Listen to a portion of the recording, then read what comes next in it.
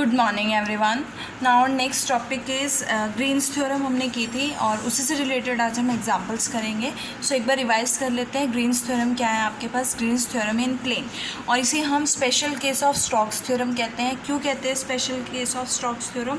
क्योंकि ये एक स्टोक्स थ्योरम ही है और ये लाइन इंटीग्रल को सरफेस इंटीग्रल में ही चेंज करती है। बट ये स्पेशल किस तरह से बनाती है उसे? क्योंकि यहाँ पे जो एन कैप होता है, यूनिट वेक्टर होता है, वो के कैप होता है। मतलब वो परपेंडिकुलर हम जो रीजन लेते हैं वो एक्स वाई प्लेन में लेते हैं, bounded by a closed curve C.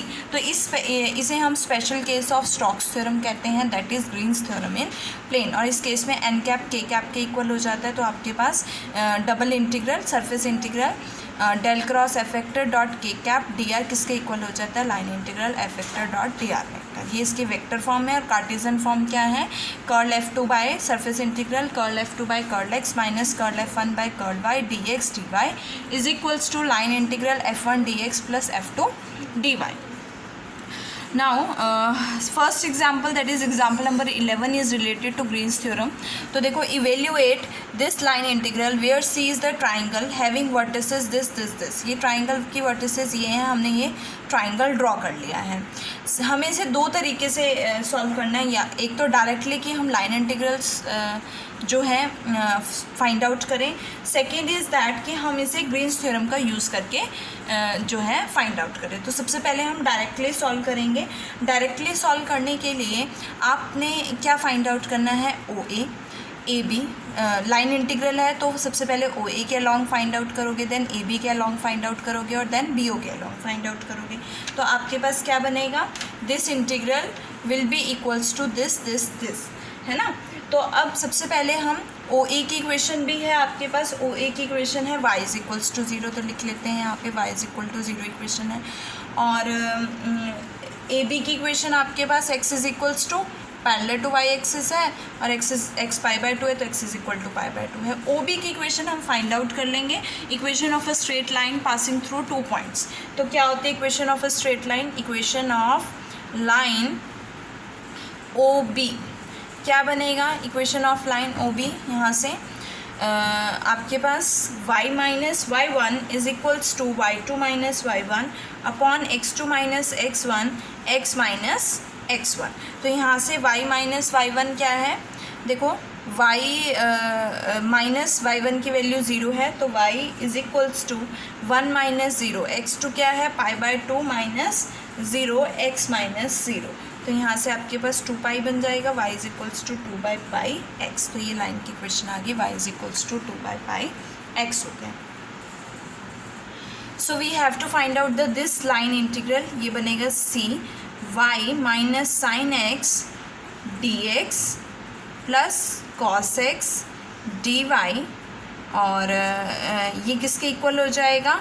Over ओ ए और प्लस यहाँ से लिख लेते हैं y minus sine X D x plus cos X D Y plus integral A B y minus sine X D x plus cos X D Y और plus along the line B O हो जाएगा, that is y minus sine X D x plus cos X D Y.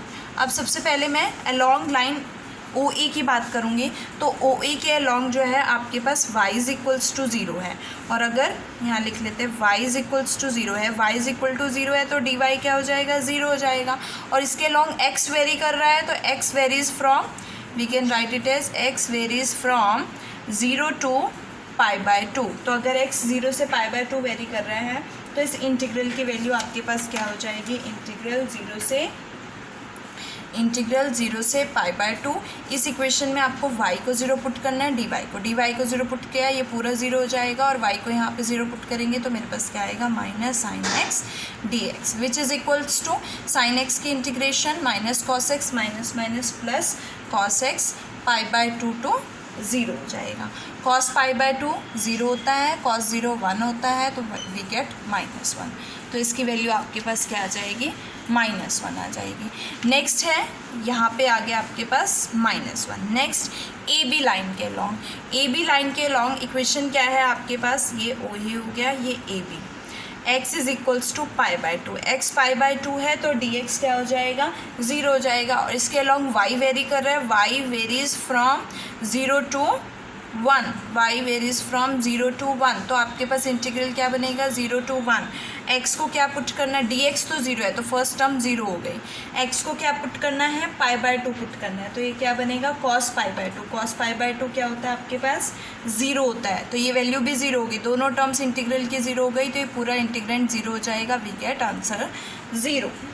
Next है आपके pass on B O, ये है A B, और अब चलते हैं बी ओ की तरफ। बी ओ के लॉन्ग जो इक्वेशन है y is equals to 2/πx है, तो dy क्या हो जाएगा, 2/πdx हो जाएगा। इसमें क्या वेरी कर रहा है आपके पास, x वेरीज कर रहा है पाई बाय टू से, x varies from pi by two to 0। देखो y को हमने x के टर्म्स में लिखा है तो हम x की लिमिट्स ले रहे हैं, और अगर मैं x को y के टर्म्स में लिखूंगी तो मैं y की लिमिट्स लूँगी। y की लिमिट्स भी ले सकते हैं यहाँ पे, क्योंकि दोनों ही x और y दोनों ही वेरी कर रहे हैं। तो यहाँ से इंटीग्रल आपके पास क्या बनेगा, integral pi by two to 0।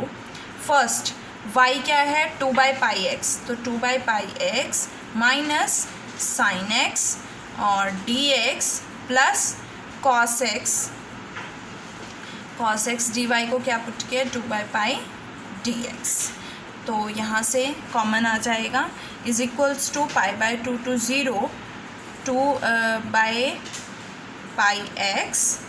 Plus 2/π cos x minus sine X और dx। इंटीग्रेट कर देते हैं तो देखो क्या आएगा, 2/πx² प्लस 2/π cos x की इंटीग्रेशन sin x, और sin x की माइनस cos x होती है तो माइनस माइनस क्या हो जाएगा, प्लस cos x हो जाएगा। That is pi by two to 0। सबसे पहले 0 पुट करेंगे, फर्स्ट टर्म 0, सेकेंड टर्म में 0 पुट करेंगे, साइन 0 0, cos 0 क्या होता है, 1 होता है, minus pi by to put करेंगे, ये 2 से तो 2 कैंसिल, क्या आएगा, पाई स्क्वायर बाय 4π, तो पाई से pi cancel, minus sine pi by to 1 होता है तो 2/π आ जाएगा। Next cos pi by to 0 होता है, तो हमारे पास आंसर क्या है, 1 माइनस पाई बाय 4 माइनस 2/π। ये वैल्यू 0 हो गई, और थर्ड आपके पास क्या आएगा, 1 माइनस पाई बाय 4 माइनस 2/π। तो पुट किया तो यहाँ से -1 से 1 cancel, minus common, pi by 4 plus 2/π जो है आपका आंसर होगा। सो ये हमने डायरेक्ट सॉल्व किया है। Now we will solve this question using Green's theorem. तो यूजिंग ग्रीन्स थ्योरम आपके पास ये दिया हुआ है, Green's theorem in plane Cartesian form लोगे तो आपके पास क्या होता है, देखो ये होती है integral line integral f1 dx plus f2 dy is equals to surface integral curl f2 by curl x minus curl f1 by curl y dx dy। तो इसी का हम यूज़ करेंगे। यहाँ पे f1 क्या है आपके पास, y माइनस साइन x है, और f2 क्या है, cos x है।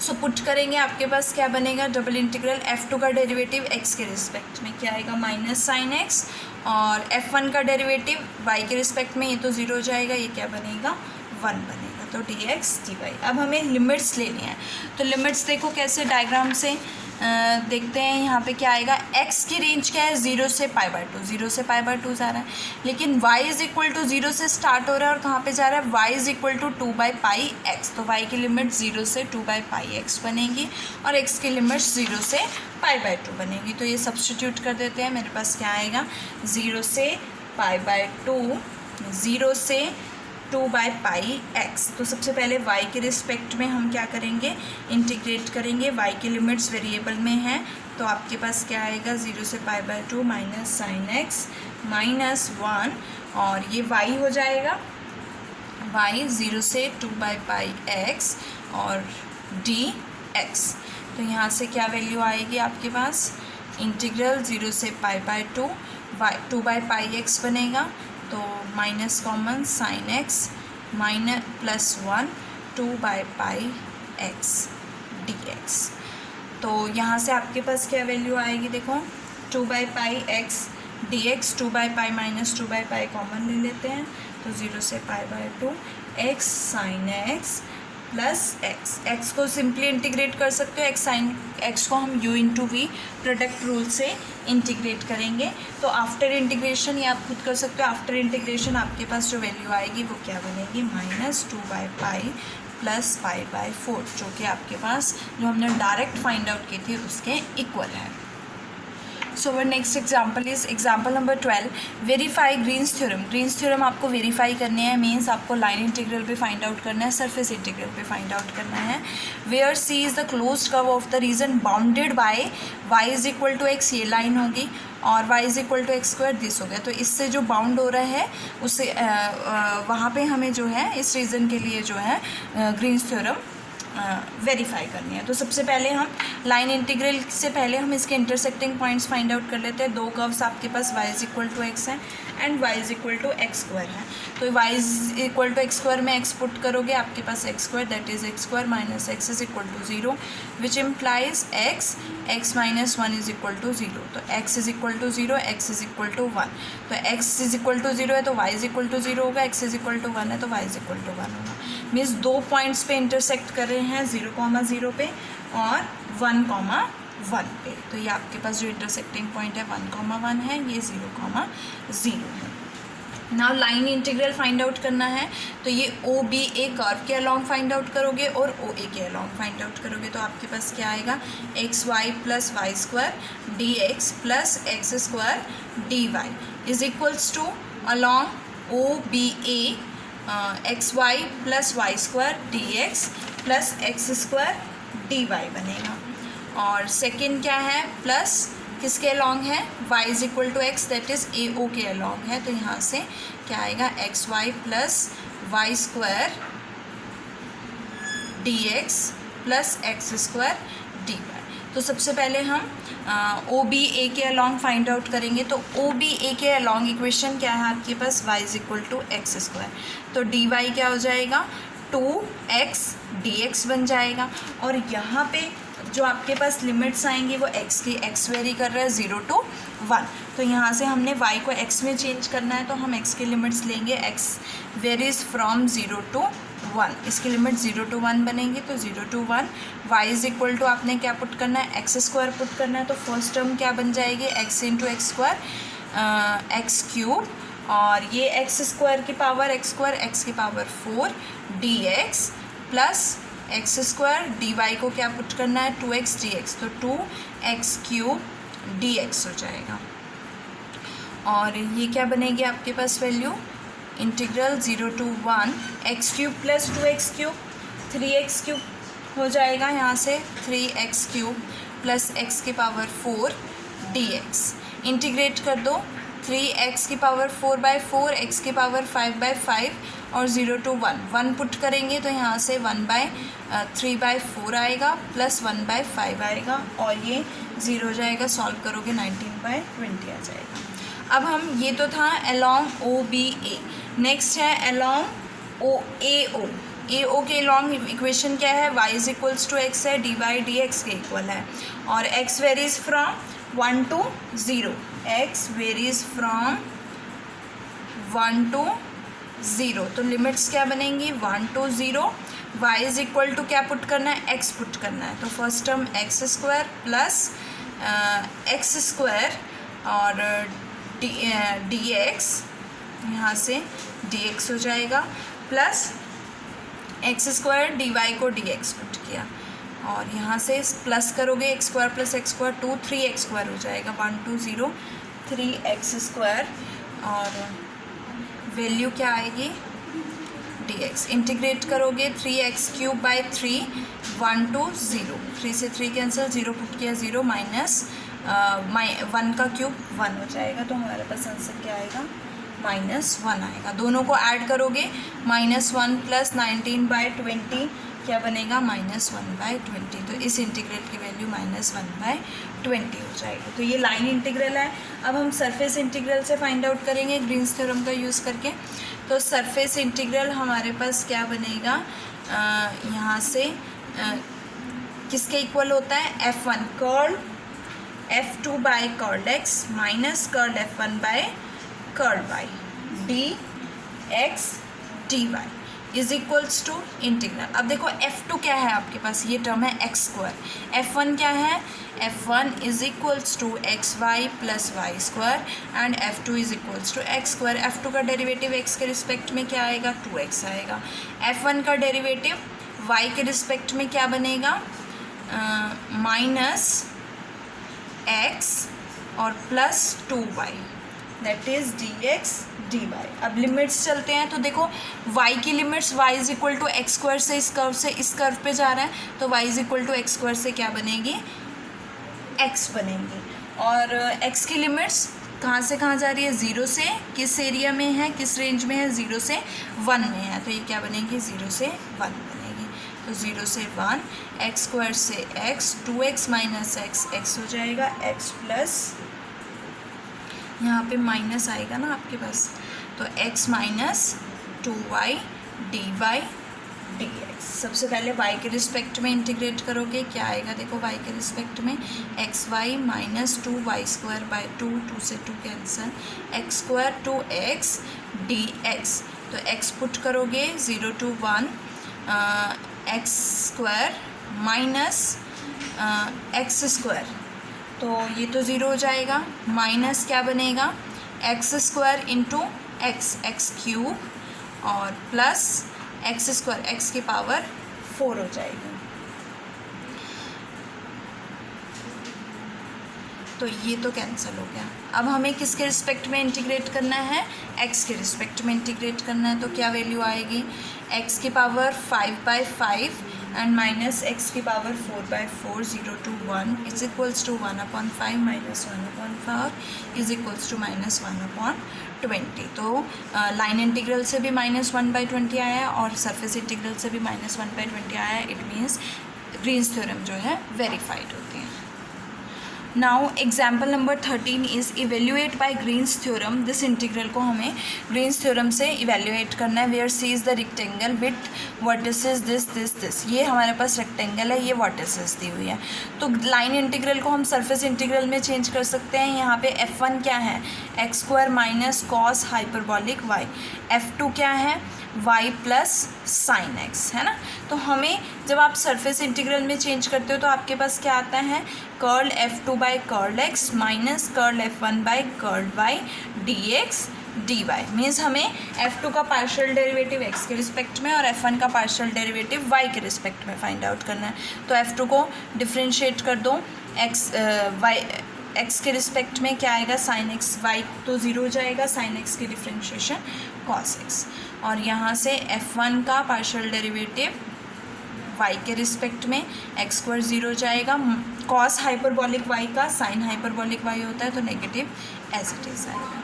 ये वैल्यूज़ पुट करेंगे तो क्या बनेगा, देखो लिमिट्स, सबसे पहले y की लिमिट्स देखते हैं। ये किसके अलॉन्ग है, y इज़ इक्वल टू 0, इधर से जाएगा, ये किसके अलॉन्ग पे ख़त्म होगा, यहाँ से y इज़ इक्वल टू 1 पे, तो y इज़ इक्वल्स टू 0 से y इज़ इक्वल्स टू 1। और आपके पास x की रेंज क्या है, 0 से पाई है, कितनी रेंज में है x, 0 से पाई रेंज में है, तो क्या आएगा, 0 से पाई आएगा। तो ये बनेगा x is equal to 0 to x is equals to pi. Now value क्या है, curl F2 by curl x क्या है, cos x minus minus plus sine hyperbolic y dy dx। तो सबसे पहले y के रिस्पेक्ट में इंटीग्रेट करते हैं, 0 से पाई हो गया, तो y कॉस x हो जाएगा और साइन हाइपरबॉलिक y की इंटीग्रेशन कॉस हाइपरबॉलिक y होती है, 0 से 1 dx। तो ये क्या बनेगा, 0 से पाई y 1 पुट करोगे तो कॉस x आएगा और कॉस हाइपरबॉलिक 1 हो जाएगा। यहाँ से आपके पास क्या वैल्यू आएगी, कॉस हाइपरबॉलिक 1 और 0 के लिए तो 0 हो जाएगा, माइनस कॉस 0, कॉस हाइपरबॉलिक 0 क्या होता है, 1 होता है। तो तो ये क्या बनेगा dx। अब मुझे किसके रिस्पेक्ट में करना है, x के रिस्पेक्ट में, तो क्या आएगा 0 से पाई cos x की इंटीग्रेशन sin x, और ये तो कांस्टेंट है आपके पास 1 है यहाँ पे, तो x cos hyperbolic 1 minus x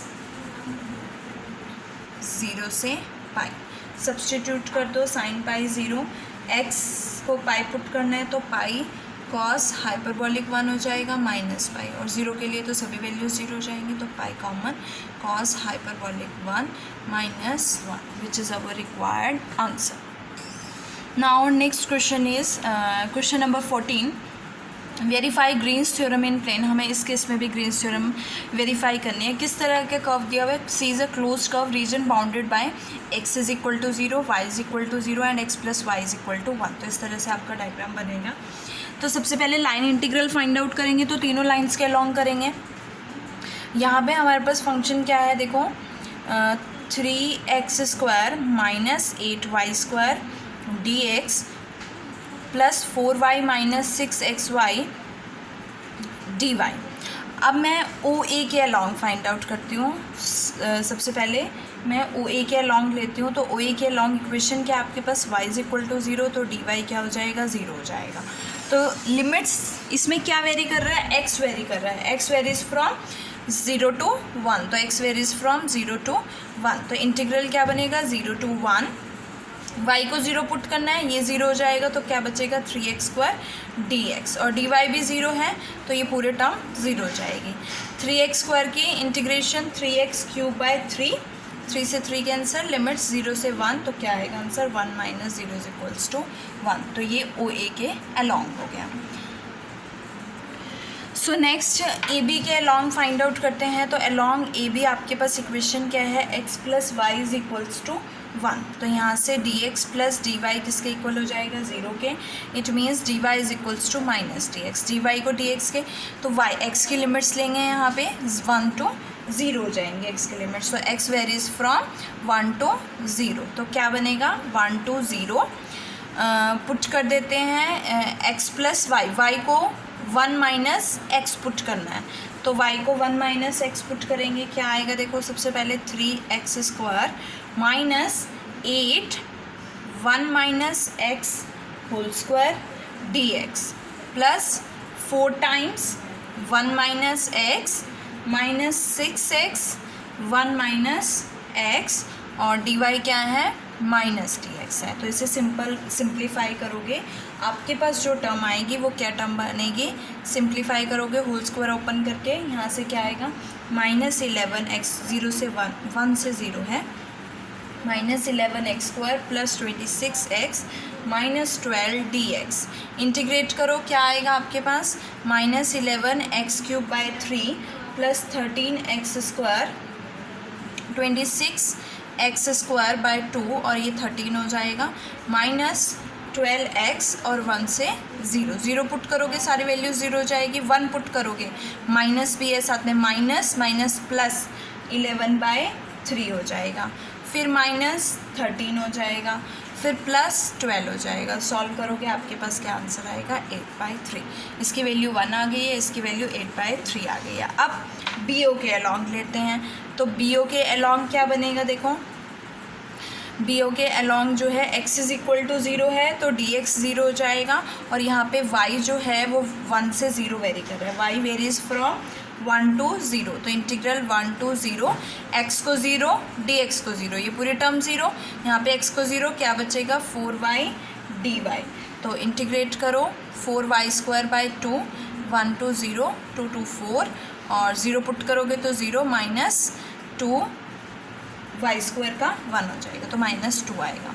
अब तीन वैल्यूज़ आपके पास क्या आई हैं, 1 प्लस 8/3 और माइनस 2, और इन सब को सॉल्व करके आपके पास लाइन इंटीग्रल आएगा 5/3। तो लाइन इंटीग्रल ओवर C आपके पास क्या बना है 3x² minus 8y² dx plus 4y minus 6xy dy की वैल्यू आपके पास क्या आई है 5/3 आई है। अब मुझे सरफेस इंटीग्रल फाइंड आउट करना है, तो सरफेस इंटीग्रल के लिए तो देखो क्या आएगा, आपके पास वैल्यू क्या बनेगी, कर्ल F2 बाय, है ना, F1 क्या है यहाँ पे लिख लेते हैं, F1 is equal to 3x² minus 8y², और F2 क्या है 4y माइनस 6xy।